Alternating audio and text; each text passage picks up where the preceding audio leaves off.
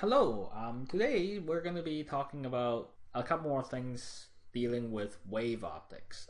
One being thin film interference and two being polarization. Both of these you can find fairly common examples if you look around you fairly easily. And so hopefully you can use what you learn from waves and optics to explain things that you know that's in your other parts of your life. So first off, thin film interference. Thin film, how thin are we talking about? We're talking about on the order of wavelengths. So for visible light, we're talking about hundreds of nanometers, maybe 1 or 2 microns in thickness, and that's kind of the thickness of the film we're working with. And what happens then, in this case, we have a thin layer of oil sitting on some water on the side of the street.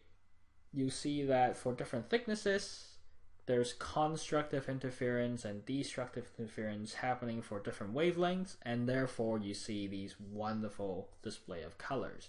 Very similarly on this side, you have the soap bubble, very similar thing, also very thin, therefore giving us these kind of rainbow colors. More practically, however, we can also use thin film interference for making anti-reflective coatings for your glasses, so you don't look like you have a big white thing in front of your face all the time. You can actually see through it sometimes. So one way of achieving this is through interference, and we can see how all this works once we set up the model. To set up our models, first of all, let's list out some of the important assumptions. First off, we'll treat the problem dealing with a single wavelength at a time. Of course, through superposition, we can deal with each wavelength separately without any trouble. The second assumption is we assume that there's no absorption in the thin film, and which is generally true for most things we would build thin films out of. And the film is so thin that it doesn't have that much time to absorb stuff. Then the next thing is we're going to assume normal incident, meaning that the light is going to come perpendicular down, but we're going to draw it just a little offset so we can see what's going on. And then I'll explain the next one with the help of once I set up the diagram. So we have some kind of coating, thin film of thickness T. It's coming in from some index, possibly air. The film itself has some other index of refraction, and then beneath that there's some other medium, so there's something else underneath that. It could be air again, but basically there's three types of material.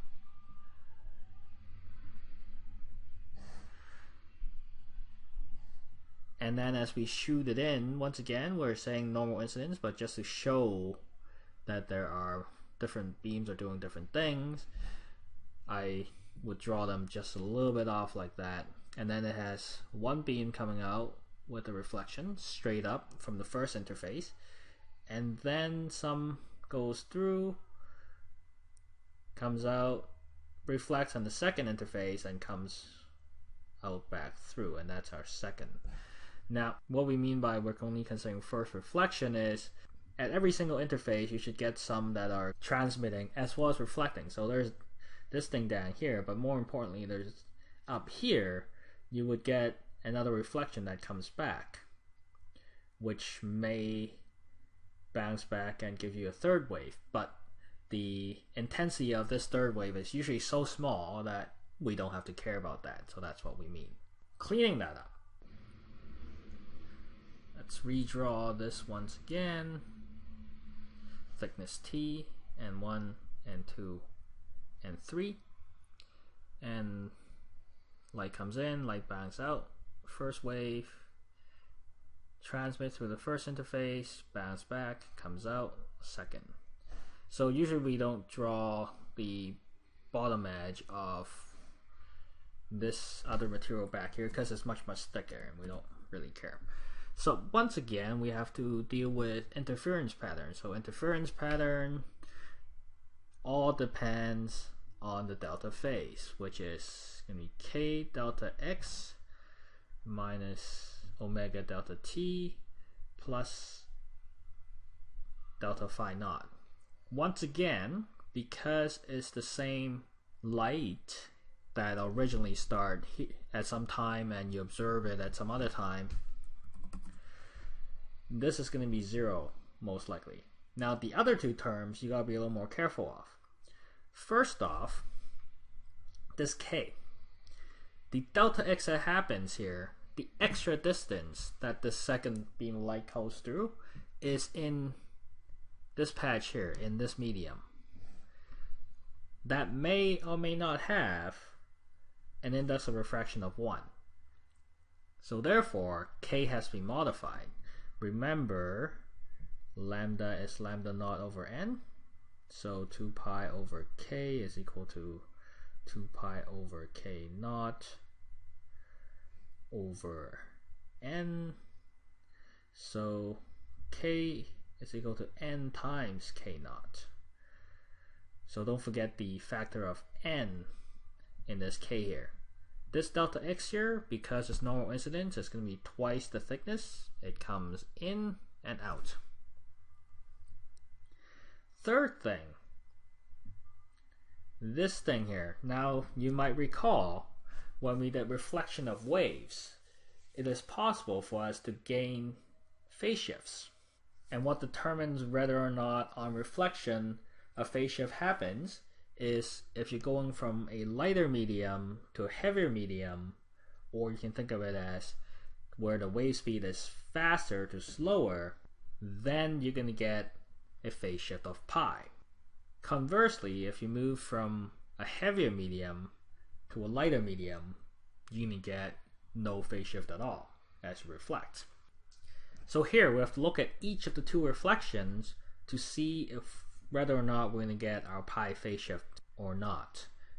In terms of optics, when we talk about a heavier medium or a denser medium, that means the index of refraction is higher.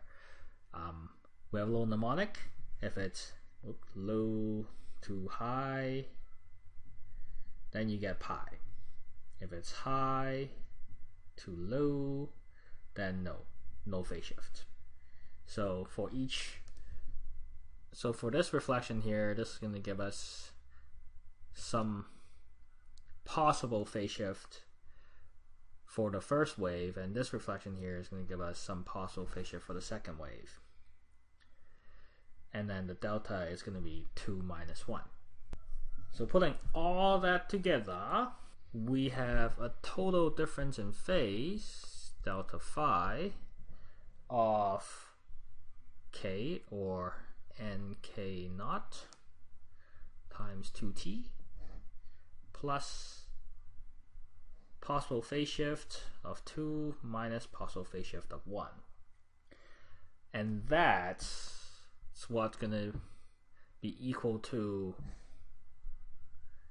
2n pi for constructive,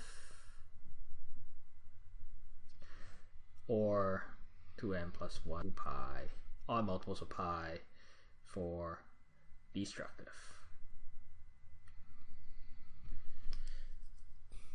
Once again, don't forget the possible phase shift due to reflection, and the factor of n here, that is because your difference in path happens in a medium that's most likely not air. Let's look at an example though.